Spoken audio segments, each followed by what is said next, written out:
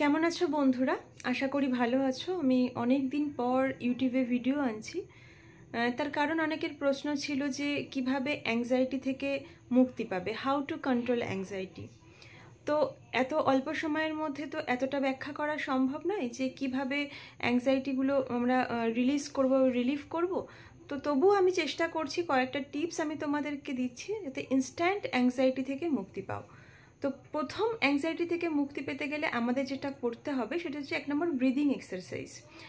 প্রথমে যদি আমরা ব্রিদিং এক্সারসাইজটা ঠিকঠাক করতে পারি তো আমাদের যত বড় অ্যাংজাইটিই হোক না কেন তার থেকে কিন্তু ইনস্ট্যান্ট আমরা রিলিফ পাই। তো কি করব, প্রথমে এক জায়গাতে বসবো, চোখটা বন্ধ করব, বন্ধ করার পরে নাক দিয়ে জোরে শ্বাস নেব, মুখ দিয়ে জোরে শ্বাস ছাড়বো। এটা 10 থেকে 15 বার আমরা যদি করি তাহলে দেখা যাবে যে আমাদের যত বড় অ্যাংজাইটি হোক না কেন অনেকটা কমে গেছে, মনে হতে পারে দমটা বন্ধ হয়ে আসছে। তো ব্রিদিং এক্সারসাইজটা করলে অনেক ভালো হবে। নাম্বার টু হচ্ছে ফিজিক্যাল অ্যাক্টিভিটিস, ভীষণ এফেক্টিভ। কারণ আমরা যখন কোথাও চুপচাপ একা বসে থাকি বা কোনো সঙ্গ ছাড়া বসে থাকি, কিছু না করি, তখন আমাদের ব্রেন নেগেটিভ থটস ক্রিয়েট করতে খুব আগ্রহী হয়ে ওঠে। আমরা নেগেটিভ থটস ক্রিয়েটও করি, কিন্তু এই নেগেটিভ থট যত ক্রিয়েট করব আমাদের ফিজিক্যাল হেলথটা তত খারাপ হবে। তাই কি করতে হবে, কাজ না থাকলেও যখন অ্যাংজাইটি আসবে বা মনটা খারাপ লাগবে বা অসহ্য লাগবে, ঠিক তখনই কিছু কাজ খুঁজে নিতে হবে। যদি সেটাও না পারি তাহলে আমরা একটু বেরিয়ে যাব, অন্তত আধ ঘন্টা হেঁটে আসব, কিছু মানুষের সাথে কথা বলবো, কিছু কাজ করব। তো এরকম ফিজিক্যাল অ্যাক্টিভিটিস যদি আমরা করতে পারি তাহলে দেখে নেব যে আমাদের অ্যাংজাইটি অনেকটা রিলিজ হচ্ছে বা রিলিফ হচ্ছে। তারপর হচ্ছে মাইন্ডফুলনেস মেডিটেশনটা ভীষণ এফেক্টিভ আমাদের অ্যাংজাইটি রিলিজের জন্য।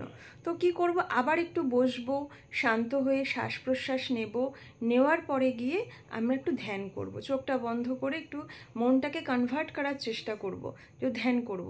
অনেক সময় এটা করতে গিয়ে অনেক কিছু মাথায় আসে, অনেকের নেগেটিভ কথা মাথায় আসে, সেগুলো জাজ করলে হবে না, কিন্তু উইদাউট জাজমেন্টে।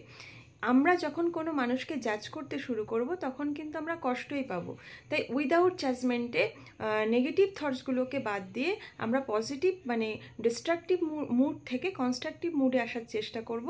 সেই জন্য মাইন্ডফুলনেস মেডিটেশনটা আমরা অবশ্যই করব। অ্যাংজাইটি থেকে মুক্তি পাওয়ার আরেকটি কথা হচ্ছে, সেটা হচ্ছে নেগেটিভ এনার্জিগুলোর চ্যালেঞ্জের সাথে বাদ দিতে হবে।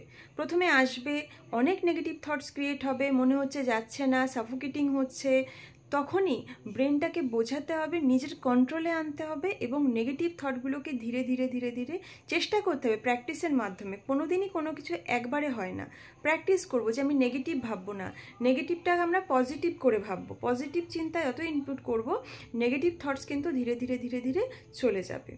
নেক্সট পয়েন্ট যেটা আমি বলবো সেটা হচ্ছে, অনেকে আমরা মনে করি যে আমি একটু স্মোক করলাম, একটু অ্যালকোহল নিলাম, তাহলে আমার অ্যাংজাইটি কমে যাবে, টেনশন কমে যাবে। এটা কিন্তু একদমই নয়, এটা আমাদের ধারণা। কিন্তু এই যে নেশা জাতীয় যা কিছুই আমরা করি না কেন, এতে আমাদের হেলথ এফেক্ট হয়, হেলথ খারাপ হচ্ছে দিন দিন, সেটা আমরা পরবর্তীতে গিয়ে ফিল করতে পারি। তাই যতটা পারি যে এই নেশার জিনিস আস্তে আস্তে কমিয়ে দেবো, একবারে তো ছাড়া সম্ভব নয়, আস্তে আস্তে কমিয়ে দেবো। তো নেশার জিনিসটা অবশ্যই কিন্তু বাদ দিতে হবে। আর একটা যেটা সর্বশেষে আমি বলবো অ্যাংজাইটি রিলিফ হওয়ার জন্য, যে হেলদি খাবার খেতে হবে আর পর্যাপ্ত ঘুমাতে হবে। আমাদের একটা ব্রেন শান্ত হতে সময় লাগে 7-8 ঘন্টা। যদি আমরা 7-8 ঘন্টা না ঘুমাই তাহলে ব্রেন কিন্তু অটোমেটিক্যালি ধীরে ধীরে কাজ করতে বন্ধ করে দেবে, হরমোনাল ইমব্যালেন্স হবে, শরীরে অনেক ক্ষতি হবে, অনেক বাজে রোগের সৃষ্টি হবে। তাই 7 থেকে 8 ঘন্টা প্রপার ঘুমানো ভীষণ প্রয়োজন। তা বলে এই নয় যে আমি 2টোয় শুতে গেলাম, ভোর 6টায় উঠে গেলাম বা 11টায় উঠে গেলাম, প্রপার টাইমে 3টেয় শুতে গেলাম রাত, এমন নয়। কি করতে হবে যে আমাকে 11টা 11:30টার মধ্যে শুতে হবে, 7টা 7:30টার মধ্যে উঠতে হবে। যদি প্রপার পর্যাপ্ত ঘুমোতে পারি, ব্রেন শান্ত হয়ে গেলে অটোমেটিক্যালি অ্যাংজাইটিগুলো চলে যাবে। তো এগুলোই ছিল বেসিক্যালি আমার টিপস।